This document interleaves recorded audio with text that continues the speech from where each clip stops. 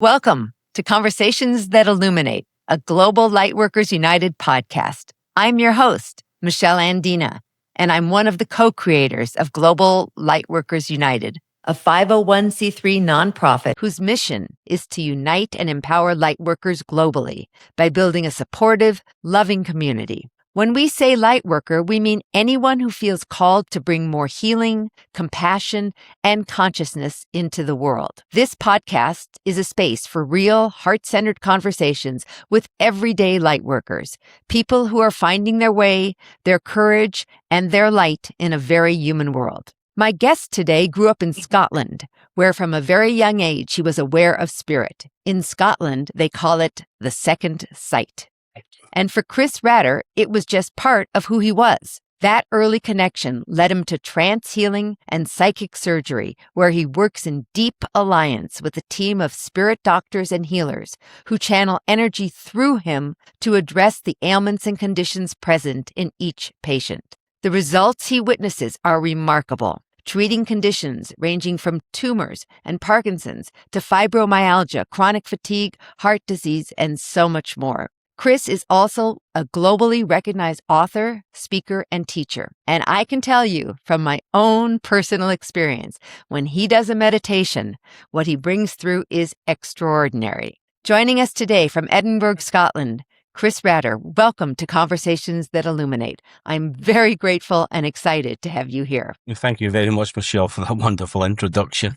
And thank you very much for taking the opportunity to allow me to be part of this podcast with yourself. Thank you. I'm very happy so that you're here. Thank you, Chris. So growing up in Scotland with this second sight, I'm really curious about your childhood. What type of childhood did you have? What excited you? What was little Chris like? I suppose, to be very truthful, I think on my childhood, I spent lots of time on my own. I was very, very fortunate. My grandfather was a custodian of a castle in Scotland called Blackness Castle. And I got every weekend, when I was a young man, to have the privilege of going and staying with my grandparents. But very often my grandfather was very much doing his duties or his work that he had to do, obviously when at the weekends. And I had, the opportunity just to wander around about the grounds on my own. So I think when I was a young man, I kind of sort of played games, within my own mind, to see how far I could push my consciousness, all that kind of thing. To me, it was a game that I used to play when I was a boy. But I used to try and see how far I could push myself to the side to eventually see if I could knock myself out. But I mean, the most bizarre game. But at the time, I suppose I didn't really realize what I was doing. I would see things, but I wasn't really aware of what it was until obviously I was later on. I think my real sort of opening to the spirit world and my awareness was really when I was about 38-year-old. And then I could look back now because I understand it more. I can look back at some of the things that I did when I was a child was actually the spirit world then sort of, developing me or looking to see how far they could push me into my mediumship. But for me, it was just games that I played when I was a child. I've seen things. I mean, I would see, people wandering about the house, during the night, all that kind of thing. And luckily enough, I had, family members that would obviously reassure me that, there was nothing to be worried about, all that kind of thing, there was nothing there basically. But I did see lots and lots of strange things as I grew up. But I suppose it's like everything, you just don't really add it up or put it together because you're a child. Yes, exactly. I think this is also a very common theme that we hear amongst lightworkers is that they were already as a child, they felt different. Right. I mean, did you have siblings? Yes, of course. I have three sisters. The middle sister has a little bit of a gift, but she never really done much with it, to be honest with you.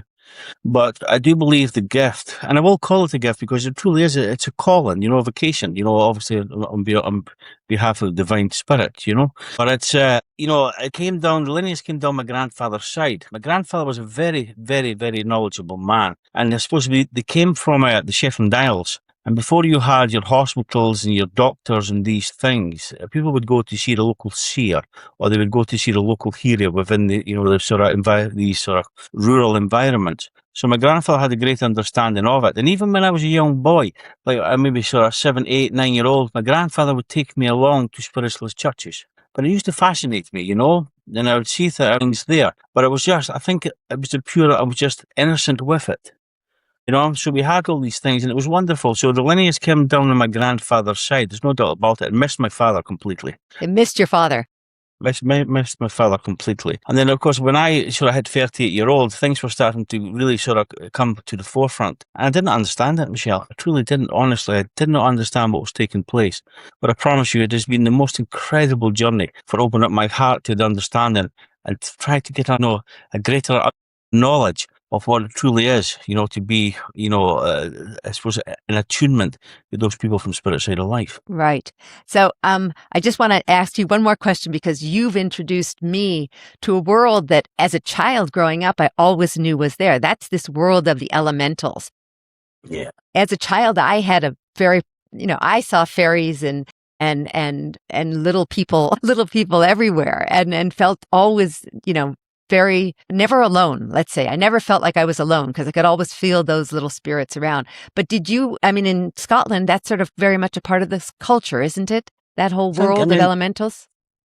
Yeah, of course there is. I remember my grandfather telling me stories, even many, many years ago now, about two gentlemen in the Shetlands that were walking, going back from Lerwick, heading back, which very often then you didn't have lots of more modes of transport, so the only transport you had was your feet, Or even, walking over the hills and then hearing music being played, and of course they went into, obviously, when they got to the specific location, the side of the hill was open, and then they could see lots of little, you would see elementals, elemental beings, strange little things, beckoning them inside to come into, to join, obviously, the music and what was taking place.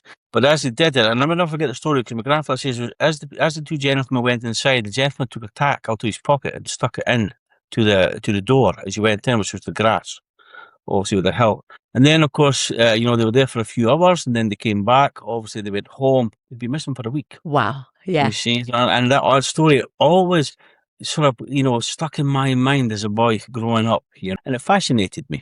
And the elemental world is something, which is very much part of our world, and has to be as long as man could write, or man or woman, if you want to get it right, could write or to put these things forward. Then there's always been talk about of the little people or the elemental beings and all these little things that are around about our world, and they are very much part of our world, and they have been written about for a long, long, long time. But it's just, obviously, when I became more aware of the spirit world, and then I was introduced to these elemental beings, and it's what a wonderful journey, to be honest with you. Truly it's phenomenal. We do open up the doorway to them, but I have, the permission to do these things. Obviously, it's the most bizarre journey in the world. It's the only way I can explain it. It truly is. I've met so many different elemental beings. We have worked with them, blended with them, and the same as they come in a vibrational form. So we're able to blend with the elders, not the young ones. The young ones are too mischievous, as you understand. You walk the journey with me. Yes, they can be very naughty. I've seen that. Yes, of course, indeed. But we've also had the pleasure of Pan, which is the king of that world. We've had Pan that's coming. Obviously, he's blended into the energy. We've had lots of communication with him. He comes and he educates. We get permission of him to go into his world, and it totally is fascinating. What's taking place. And you brought up the point to me that I hadn't really thought about is, we have our spirit guides, etc., and we amorphosize them. We make them into some kind of human form. And you said, but why not call in the elementals also, as part of your guides in this world? And I've been doing that more recently, and it's just enhanced my connection to the earth, to Mother Earth, completely. Yeah. And I totally understand that. And it truly is. It's a wonderful thing to be, I suppose, to be able to tune yourself into their vibration so that they feel comfortable to show themselves and be part of your world. And once they become part of your world, you become part of their world.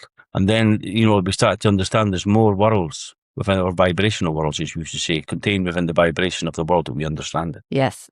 Well, I think the other thing that has helped me personally is that I've been sharing it a lot with my grandson, who's just 7 years old, and he still has a connection. So he gets into it 100%. So when I'm in his vibrational field, it's really easy. It's really, really easy. So of course it is. That's the wonderful thing beautiful. about it is, very often with children, they maybe have imaginary friends or they have that. And it's because there is an innocence round about children. Yeah, and they're not, like our minds are conditioned as we get older, you understand? Because we get, as we go forward, we have to do certain things and we go to work and we have to pay bills and we have, life, obviously, as we understand it, but we have to look, within that society where we have to pay and gain money and all that kind of thing, just to survive. And that's the way society is, I'm afraid, But when you have children are innocent, so they have a purity. So very often when I, as you see a child, or even now when I hear a child and they're speaking, I often think, is it an imaginary friend, or is it just the spirit world and the parents don't understand what's going on? Yes, it's beautiful. So Chris, so you went from your childhood, then you must have studied something. You went on and led a quote unquote normal life for a while. You just share a little bit with us what you did as part of your pre-awakening. Yes? Of course. I suppose for many, many years, even from a young man from 10-year-old, my father was an antique exporter and he shipped to various locations in the world. And I suppose I had that upbringing with him, and it was a good life, for me, and a good, way to understand, to see things and to mix with people and to do, certain things within that environment. But I did that for many years. So I suppose fundamentally I am an antique dealer. That's I suppose my upbringing through obviously the training and the knowledge passed down from my father. But then there was a stage where I decided obviously to break away, and I just did other things as you do, just trying to find your own feet. And I ended up driving a black cab in Edinburgh, a Hackney cab, and I owned that for about 20 years. Wow. Okay. So, it's from one environment to the other to what I do today is just. And I never thought I would be doing what I'm doing, because when, very often you get involved in a job and you just work away at that job for the rest of your life. But I was very fortunate, that I had this understanding of the spirit world. Or I suppose you had this inquisitive mind regarding the spirit world is probably the right way to do it. Yeah. So at some point in your life, you made this decision to leave behind this more lucrative career to follow this path. Was there a specific moment or a series of moments where spirit made it clear that this was the direction your life needed to go? I think, to be very truthful, when I started the path, it wasn't an easy path. It wasn't, to be truthful. I mean, at the early stages, I was seeing lots of things, and I did write about it in one of my books, where I was very unsure of what was happening, and I did think I had a chemical imbalance. That was my first port of call. I obviously had discussed it with Gail because of things that were happening so regular every night for months and months and months. Because I was fearful of it, but I was hiding from it. You see, because I didn't understand it, and of course, what had happened is my uncle had been diagnosed with schizophrenia, and of course, my concern was I thought maybe it runs in the family. You see, so I was hiding from what I was experiencing, but I was seeing. I mean, I was driving a taxi, and I'd be driving along the streets in Edinburgh. And people would put their hands out, and I would pull in, as a taxi driver does, obviously, to engage the fare. There's nobody there. You see, so what I was actually doing was I was witnessing spirit. You see, I love that. Oh yeah, goodness me, But once it became too much for me. I obviously I tried to explain everything to Gail. This had been months of months me trying to figure it out in my own mind. And then, of course, when I tried to, when I obviously says to Gail, this is what's taking place. And she says, what do you want to do? Do you want to go and see a doctor or whatever? So I think I need to go and see a doctor. And then that day when the following morning, Gail was away to her work. And then I had the inclination in my mind, obviously, about the Spiritualist church. I thought, my goodness, my grandfather took me to Spiritualist church. So he obviously had an influence even then for spirit side of life. And then, of course, for Gail going back from work, she says to me, what would you like to do? And I says, listen, if you don't mind, I think I would like to go, I says, to a Spiritualist church. So we all looked on the web, found the Spiritualist church in Edinburgh, because I wasn't part of anything, Yeah. And then I went along and spoke to the lady, and I didn't really get any information from her that I could really, that would resonate with me or give me an understanding. And then, of course, it was the same thing, went home at night time, closed my eyes, the lights on, hearing people, all that kind of thing, hearing voices. Goodness me. And then the following day, I went to another Spiritualist church. And then a lady who had a congregation, sadly the lady's passed over, she's in the spirit world now, but she was maybe had a congregation of about 60 people, and she was giving all these wonderful messages, and I was just watching in the background as you do, trying to hide, And then, of course, the lady says, I want to come to yourself, but I'll speak to you at the very end. So she had done what she had done with the congregation, and she came to speak to me. And she says, I have to tell you something. This is exactly what she did. She says, I have to tell you something. I said, what was that? She says, you're not mad, by the way. I thought, oh my God. Christ, what I mean? How So beautiful. that was like, How beautiful to have had that happen. Amazing. And then she explained it to me. and it made sense. And then, of course, she told me how to stop it. And the words that she used, were quite verbal, you see. And I thought, I can't say that spirit world. But I think she understood that I was working in an environment of being a taxi driver where I was engaging with people that, under the intoxicated with liquor. Sometimes they're not the most pleasant of people. So what she has said to me resonated with me. So I did the exercise, and after a week, I had it under control. And I thought, thank God, I was sleeping. I hadn't slept for months and months and months.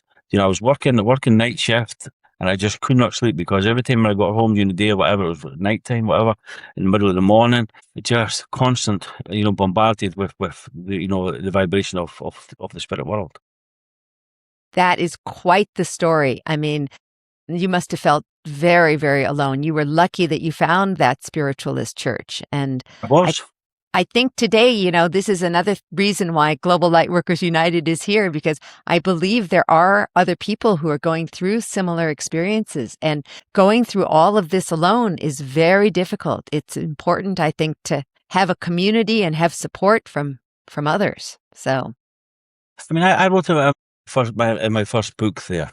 And the first book I wrote, obviously there's other books in the pipeline, but the first book I wrote about my experiences, and the amount of people that got in touch, and still do even to this day, and say exactly the same as happened to me, but I didn't understand it because I wrote the book to explain it. But it wasn't me that wrote the book, it was the spirit world that wrote the book to give people an understanding.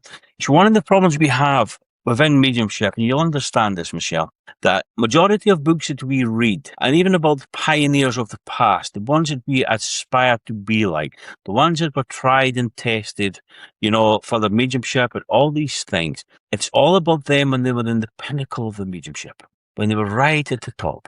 But there's nothing that explains to people of how they developed to get to that specific part that we aspire to be like. It's missing. To be honest with you, it's missing with our mediumship, Yeah, it's a very, very, very valid point. Very valid point. For those there, because I know there's a lot of people listening to this podcast who may be very new to trance healing. Can you help us understand what actually happens when you work with someone? Well, what I do is when we work with trance, trance, there's many forms of trance, there's many levels of trance. Okay, and there's different depths of trance, and there's years and years. It doesn't matter how long you have been sitting within that vibration of trance. There's always another level, which is absolutely wonderful. But how it works with the trance is you open up your heart, your mind, you accept what comes forward. You do not try to take control. With other aspects of mediumship, especially with platform mediumship, what happens is the medium hears the information, or they push their vibration out so that they can make the contact with those from spirit side of life, the loved ones that they come, and they gently just touch upon your energy. And then, of course, they give the information. The medium is in control of that, you see. So the medium has to decipher the information very quickly and then relay it forward under, due care to the recipient, to the person who's given the information to. So the medium is very much in control of everything that takes place. Trance is a little bit different because we do not push out. We allow the vibration of those from spirit side of life, which are a vibrational body. You understand? So we understand. We allow them to, or the spirit. We allow them to come to us. And what happens is we just gently give ourselves over to it. One of the things you must always remember is when they come to blend in an altered state of trance, can only blend from behind. Understand? They cannot come here. Because once you start to come here or blend here or whatever, you're picking things up, then you're back into mental mediumship. You understand? I know trance is a form of mental mediumship. We understand that.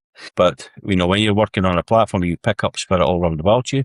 And you can also, with trance too, but when they come, they can only come and blend with you, and they can only come in from behind because they have to come and connect into the subconscious mind and then push everything through.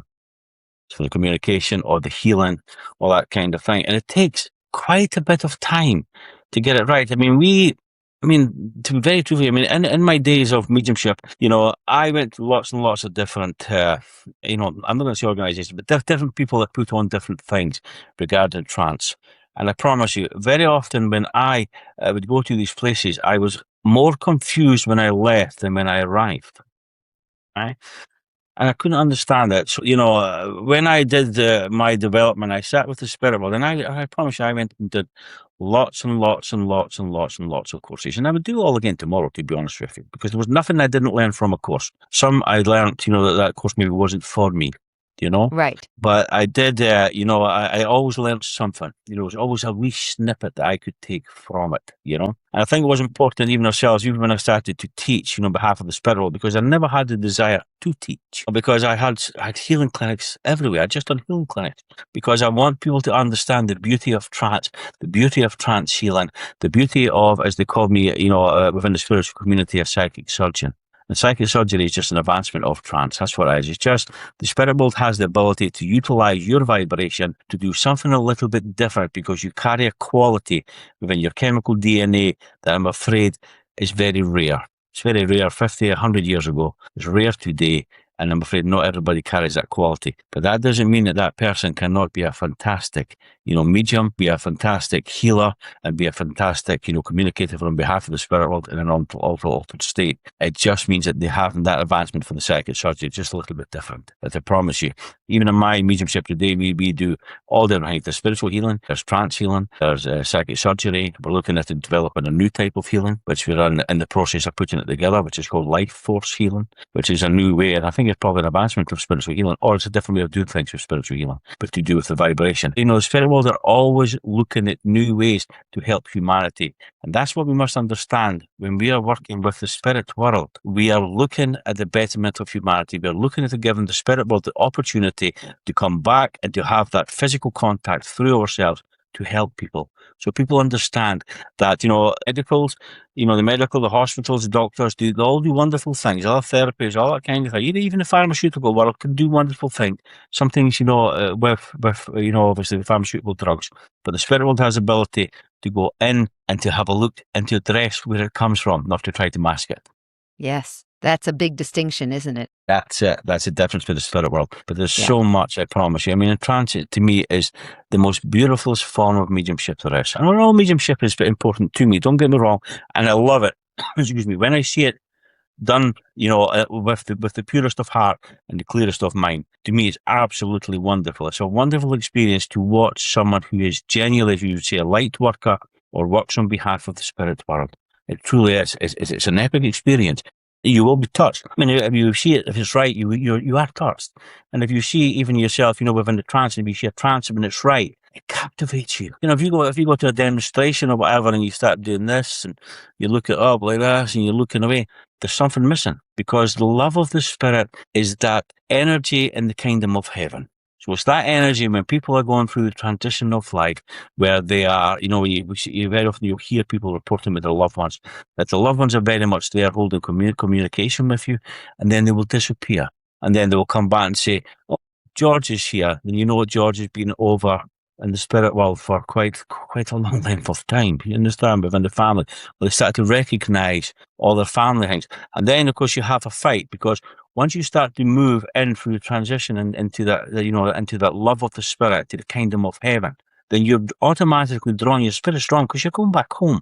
And once you connect into it, you can feel that love, and that love has a pull, which just draws you in. But then, of course, what happens is us in our world, our physical mind keeps us here, because you think, you might be the matriarch of the family, for instance, or you have lots of loved ones or family members here.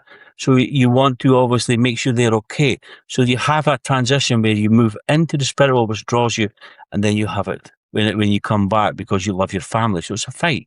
But then when you're ready, everything is ready, you automatically go into the kingdom of heaven, because it's that love that pulls you. And that's the love that we captivate, we work with. So when they come and blend with us, we have that purity that it oozes through you. It completely just captivates everything you do in the world. And if you don't have that connection, then it's not right for the spirit world. So you have to learn to get everything right with the proper attunement. And these things take time.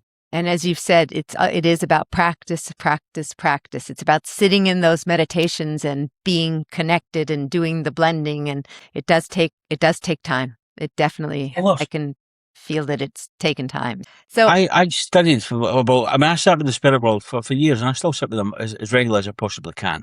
But I'm developing every day, I develop every day. And like I say, in yourselves, when people come onto the courses or whatever we do, and to obviously open up the doorway to these wonderful experiences, I learn from you as you learn from me. For sure. So we're all here to serve one another and to serve spirit, in my opinion. So that's what it's all about. So recently I happen to know that you've become a grandfather. So I'm really curious. Have indeed. Has that shifted anything inside of you? Yeah, well, obviously, I mean, there's a love that comes. And it's the most strangest thing because, when you have your own children, as I'm sure you'll understand, or lots of your listeners will understand, there's a love that oozes from you and emanates from you, because the love of your children. And then it never goes away because you love your children. And you would take that bullet for them, as they would say. You understand? You'd do anything for them. But when you have that grandchild, it's another level of love. It's just like trance. It's another level as you develop. It is. So it's that, and you think, goodness me. So, and luckily enough, you're in the position where, very often when you have your children, is you're having to work all the time, to try to help them, to give them what you want to give them in life, to give them what you didn't have yourselves. But luckily enough, when you're a little bit older, you have that ability, where you can maybe take things up a little bit easier, although maybe my workload is quite, phenomenal on behalf of the spirit world. But when I get that moment to share with them, I mean, we are babysitting my granddaughter tonight. So, I mean, I'm excited. Yes, of course. So it's a totally different experience. It really is. But that was the most strangest thing, Michelle. And I will write about more in detail, obviously, in one of my next books there. But my daughter was obviously within the pregnancy. She was having little bits of pain, in her back and all that kind of. So we understand, obviously, carrying a child, it can cause a little bit of pain, sciatica, that kind of thing. But I remember putting my hands on to my daughter's tummy. And as soon as I did it, I heard my granddaughter's spirit speak to me. Wow. Love it. Indeed. She says to me, and I'll never forget, she says, "Hello, I'm Sophie." And she says, I have a gift, just like yourself. I knew that. I had that feeling too, that she has a big gift. And that's what she says. And of course, I will go to it more in detail, at some other stage. But honestly, I just about fell off the seat that I was in because we understand the spirit, we work with it, and every day is an adventure, for us. Every day. To have that completely flung me. It really did. It truly flung me because I just was not expecting it. I love it. I love it. I just think you're going to have so much fun with her. I really do. I just have this strong feeling that you're going to have a lot of fun with her.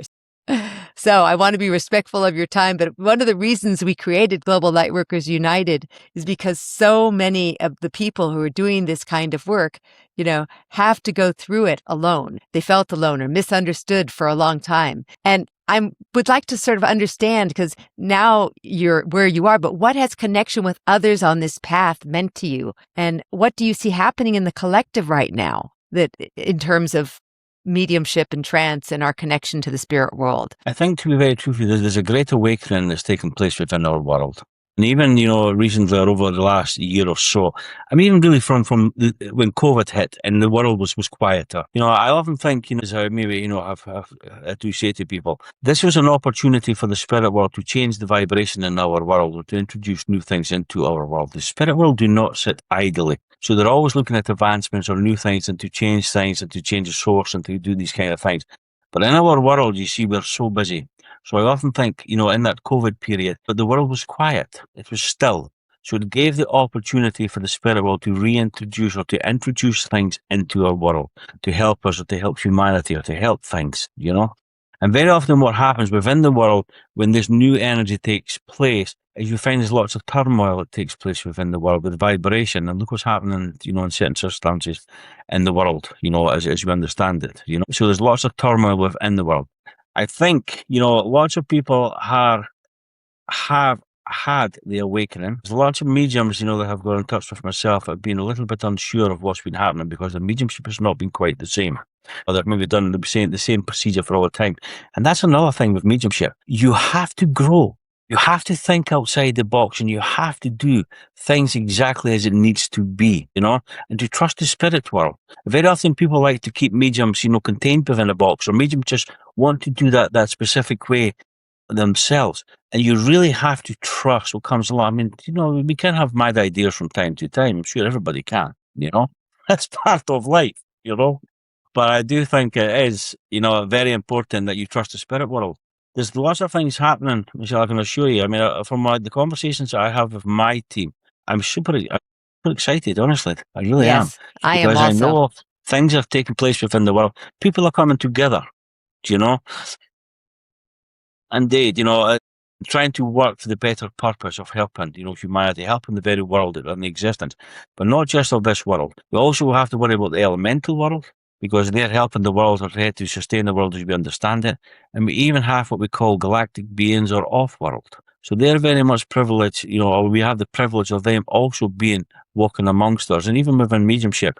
And even myself, for many, many years, I have something that works with me that I don't know where it's from. Lots of mediums have witnessed it. A few have been a little bit unsure of it. But the technology that this thing's through healing and brings obviously to help is absolutely just mind-boggling, But I just give myself over to it, and I do not try to get all the answers because I never will get all the answers. No, I we trust. won't. We won't. And I think it's important, in your journey to trust what comes, And Absolutely. listen, not everybody's right and not everybody's wrong. Right. So, I know you have a very busy schedule. Every single day you're doing multiple healings, and doing this type of work can be incredibly rewarding, but it's also very demanding. So before we close, I ask each of our guests to please share one ritual or activity that generally lights you up and helps you to stay connected.